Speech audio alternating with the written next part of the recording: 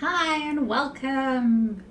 I'm here to talk to you about Cloud Foundry, the standard for developer experience and its evolution forward. But first, who am I? Who is this person talking to you from the screen? Hi, I'm Catherine McGarvey. Pleasure to meet you. I'm part of the VMware team. I'm a VP of Engineering, part of Team Tanzu, and I'm recently announced as the governing board chair for the Cloud Foundry Foundation. I started supporting the end user community of Cloud Foundry in 2014. It's been amazing to see the growth and changes over the years. I've had the pleasure of working and supporting in a number of different open source communities, including RabbitMQ, Knative, Carval, Cloud Native Build Packs, and Backstage. And I lead all developer-facing products at VMware. I'm passionate about the developer experience.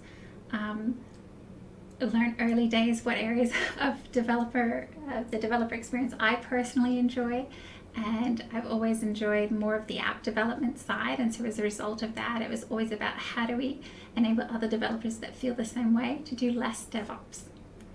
And that's my background. I'm an Australian based in New York, out on Long Island, beautiful Long Island, and great to be able to chat with you today. So as we dive in, I want to start with actually having a look back. We've had an incredible year of development. In this last year, the Linux Foundation dashboard shares that we've had 59.22 million lines of code changes, 13.54 thousand commits, 286 contributors, and 296 repositories. A lot of development, a lot of work that's gone on in the community. As we go through, I've spent a bit of time compiling together a whole bunch of the features and outcomes that the Cloud Foundry community has developed over this last year. If you're in the audience or you're remote and you're able to either do a shout out or put a hand up and you're comfortable doing so, it's a great way for people to identify that you worked on the thing we're talking through and to be able to connect with you afterwards as well. I encourage you to do it if you feel comfortable doing so. So firstly, on security, we don't get anywhere without some of these security core features and some great development in this space. The work that's gone on the stem cell, Jamie's mentioned on another slide, but Bionic here, this ability to patch and maintain and start from a secure stem cell is so important. And so this is really critical outcome for end users. On two big improvements for improving faster communication and networking. One is support for HTTP2, which included greater compression without some redundancy in the header. SAP actually created some great sample apps too, so if you're there and part of that team, definitely raise your hand. And then some improvements around the TLS 1.3 protocol as well, support for that. Okay, so next up, improved access control. So this new space supporter role, so responding to sort of end user community feedback to be able to create that more fine-grained role. Secure access to app metrics endpoint, and the read option for open source user account and authentication, all great features, helping create that more of a secure starting point. And then with app security, AWS has a really cool secure instance metadata access piece that actually limits what an app is able to do, and so can guard against certain types of injections. And then one-way TLS for container-container communication using Envoy, all great features. Okay, so my passion here on developer experience. The more we can increase app uptime and be able to make changes without having to restart the app, the better. So two recent improvements there: the ability for an app to join an application security group, and the ability for the application protocol to change without requiring an app restart. Both really cool features. Responding to demand, so for an application to scale up, scale down, be able to burst and have the right prioritization with its CPU needs, all great improvements there. And then the actual deployment process got faster with some log-grader agent module changes as well. when you want to move apps between spaces, now you can have shared routes, which makes that simpler. And these last two, I love this: meet an app where it's at and a developer where they're at. The first is really understanding a lot of .NET Core applications. Really, you need to utilize Windows authentication and Kerberos support to sort of connect back to existing systems. So that's a big improvement there. And then if you're an Apple M1 fan and you want to be able to run your CLI there, you can. So another great improvement there too. Okay, performance, the state of the art of Cloud Foundry itself. Again, that maintaining updates, just some key areas that Cloud Foundry depends on. MySQL 8, the Golang 117 support, core open source support there, and the jellyfish stem cell rollout. Now decreasing deployment times and reducing downtime. Oh, that should say increasing. Increasing deployment times, decreasing deployment times. That's a funny one. But essentially what we've enabled is independently scalable log cache that helps the ability to mute noisy application logs, enhanced IP allocation for Diego cells as well. And then on strictly performance, template rendering improvements, in-place VM updates and cert changes. That's a huge one. Knowing how often you might need to update your cert, being able to do that's a big one. And the Bosch agent automatic restart for Windows cells there. And then on observation and event capture, so you're confident in the system up and running.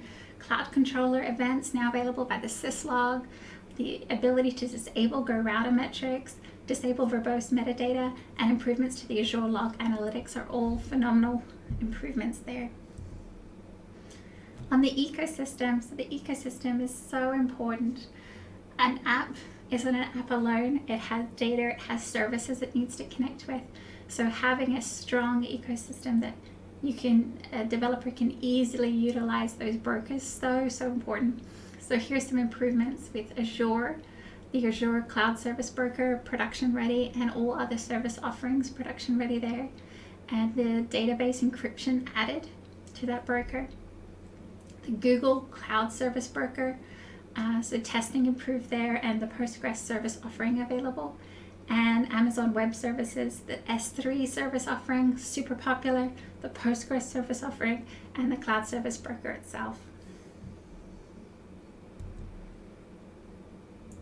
So as I was looking at these amounts of outcomes and features delivered and thinking about the evolution of Cloud Foundry today, one of the things that was really interesting to really understand is that Cloud Foundry defined the standard and expectation for all app platforms, which is incredible as a statement. The norms of what we expect with blue-green deploy, anti-affinity, that understanding how to scale well, understanding load balance and availability zones, the routing and dynamic changes that are associated with the ASGs as well. All of these changes really set the standard for now what's expected. So if you look for another app platform, or you're looking for the next evolution here, we're still talking about those same outcomes. They're now the standard. So the game has changed as a result of Cloud Foundry. The heyday of standalone cloud migration or optimization services has passed. Cloud platforms are one component of a holistic modernization effort that includes application architectures, data management tools, and necessitate a more expert hand in planning and execution. This came from the IDC just 2 months ago. This is amazing. This is saying that the idea of needing to go to the cloud, the idea of optimizing for the cloud, that's all standard. That's not the sort of starting point that the industry expects now. So understanding Cloud Foundry has changed the game. Where does Kubernetes fit in? And what about Kubernetes? Kubernetes was not created as a product per se, but as a foundation for building platforms that can provision and scale cloud resources in response to application needs. Okay, but not as a product. I think as it talks about product, there's a lot of discussion around Cloud Foundry creating the experience of platform as a product. That app operators, the platform operators really would start to serve developers through this product, and that developers would be the end users. So with Kubernetes, knowing it's not a product starting point, there's a gap there. And so this next statement, IT teams are evolving in kind, but a gap remains between what developers and operations teams want to write code and deliver features in a secure way, and what the Kubernetes ecosystem provides. Lots of projects, technologies, varying degrees of maturity and interoperability. There's a strong gap there where Kubernetes is a foundation, but it's not a platform. It's not a product. So when you read something like this, it's then interesting to say, well, what are developers telling us? You know, if we think about serving developer and developer outcomes, and I'm a big fan of the Stack Overflow survey that happens each year that speaks to developers and thinks about their outcomes. And so there was a particular question that was asked, and 59,000 responses were shared. And these are primarily professional developers, meaning they get paid to do the development, but there are a small group of non-professionals in the mix. And the question was, which tools have you done extensive development work in over the past year, and which do you want to work in over the next year? So a lot of developers have done extensive work in Docker, Kubernetes, Terraform, and you can see the list of tooling and scripting languages continuing through. So a lot of them have done a lot of work. Okay, so if we move on to the other side of this, which ones do you want to work in? Those numbers change quite a bit. Instead of the 75% or so of people that wanted to work in Kubernetes, that are working in Kubernetes, 23% want to.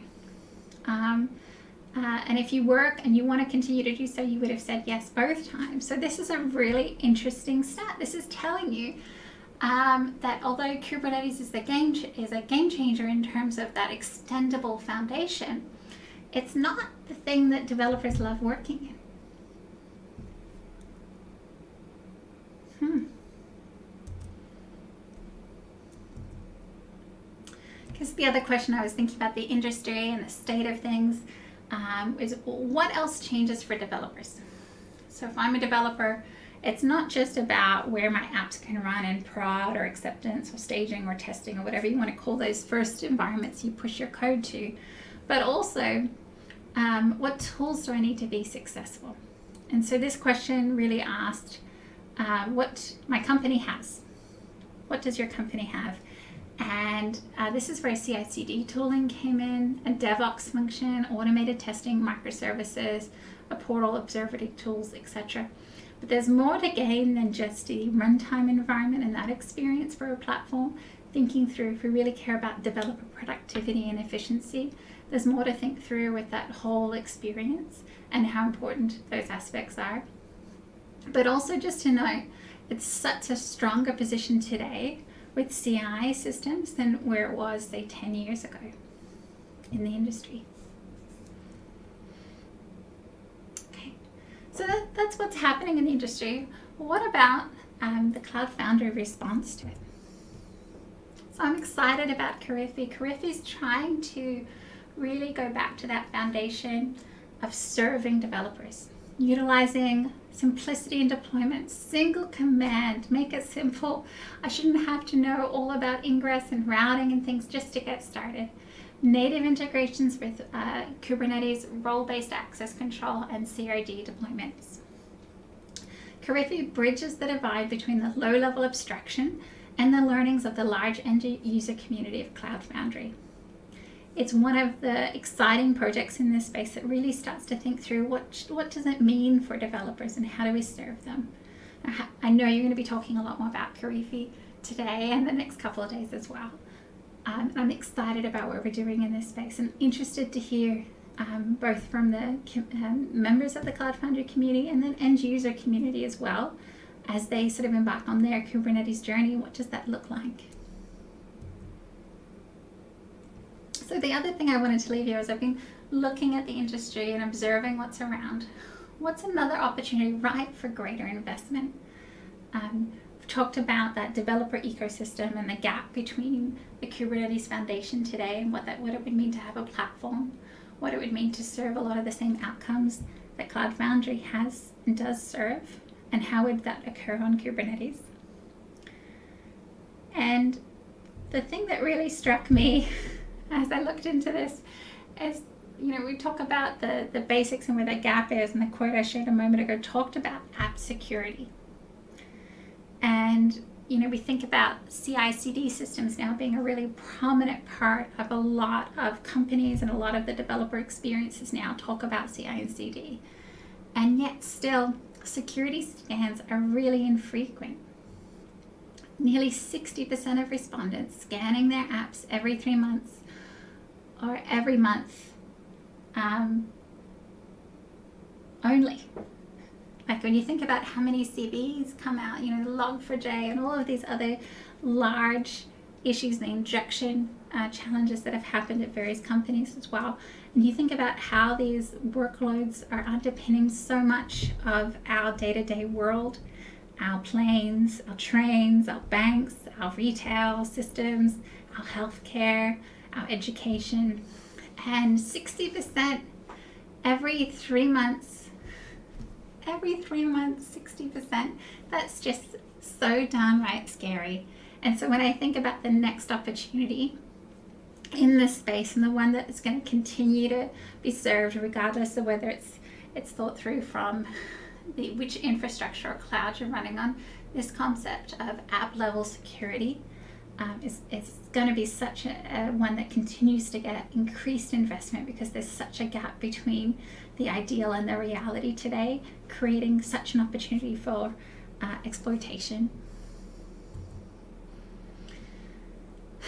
Backing this up with a different lens, the IDC in their DevSecOps adoption techniques and tools survey shared this.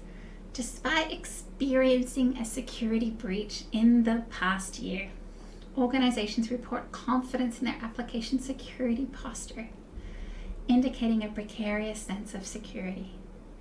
And the reason it's so precarious is because there isn't this concept of what happens over there, it doesn't happen here. It's happened inside these companies. And in many cases, tools and processes haven't changed. The larger the company, the longer it is to change some of these pieces. And yet there's a confidence that the applications are secure and they're in a great state. So when I think about what's next in this ecosystem, you even forget about the technology stack, but this concept of application security continues to be something where I would expect to see a lot more investment. And with that thought, hopefully you've enjoyed thinking about the evolution. Hopefully you've enjoyed hearing about the roadmap and great features that you've all put together. As you think through what's next and what's coming and where those gaps are, if you keep it to those outcomes that matter for developers, you'll be close to my heart at the very least. And I hope you have a great Cloud Foundry Foundation Day.